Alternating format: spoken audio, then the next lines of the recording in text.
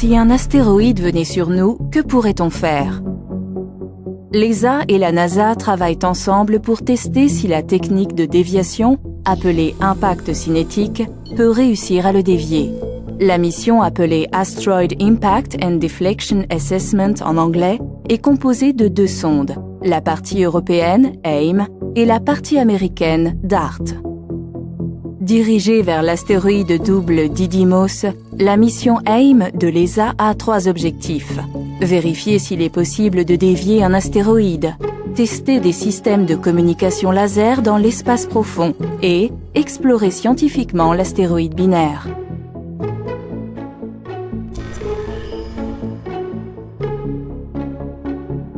AIM sera lancé en octobre 2020 pour un rendez-vous avec Didymos en mai 2022.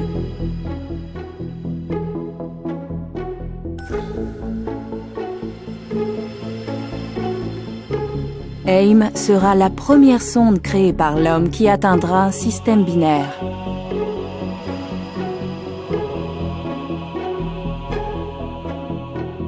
Le plus gros astéroïde a un petit satellite dénommé Didymoon. À son arrivée, le satellite prendra ses premières images à haute résolution du système binaire.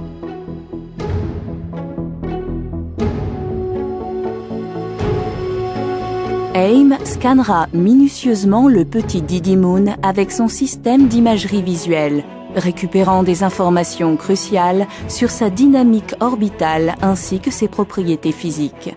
Il effectuera une cartographie de surface à haute résolution qui fournira des données précieuses pour le système de guidage de DART.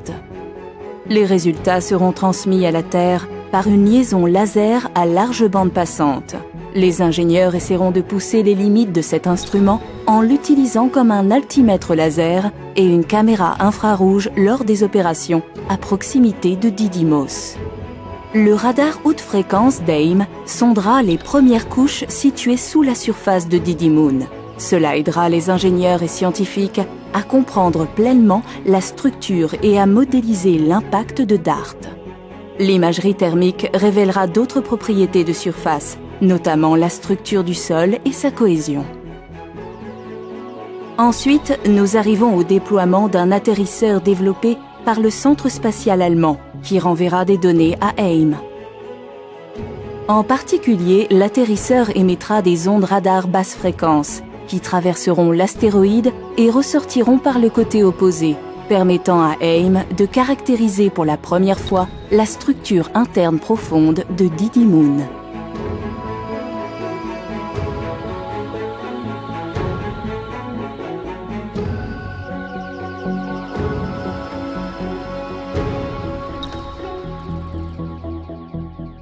Plusieurs petits CubeSats seront également déployés depuis AIM, afin de fournir des données scientifiques et de tester les liaisons intersatellites dans l'espace profond.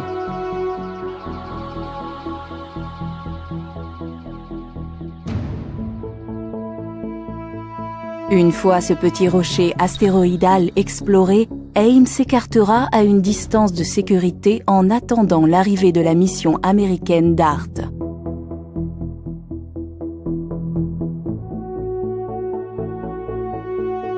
DART ciblera Didymoon et s'écrasera en son centre. L'impact sera observé à la fois par AIM et ses CubeSats.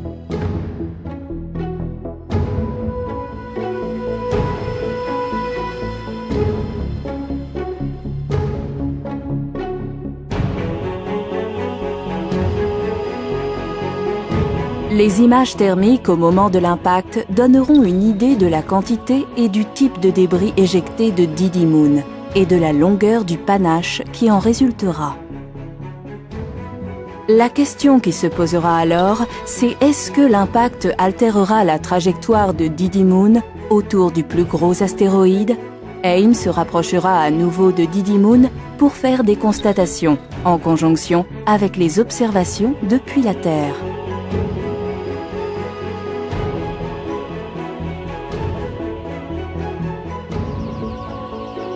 Les images haute résolution d'AIM permettront d'évaluer la taille et la profondeur du cratère laissé par l'impact, et de vérifier les prédictions des modèles théoriques.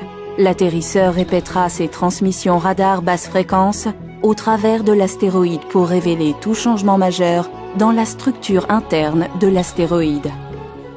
AIM effectuera également un second sondage thermique et radar détaillé pour comparer en détail l'état des lieux avant et après l'impact. AIM est développé par l'Agence spatiale européenne, tandis que DART est développé conjointement par la NASA et le laboratoire de physique appliquée de l'université Johns Hopkins, en coopération avec le Centre spatial allemand et l'Observatoire de la Côte d'Azur.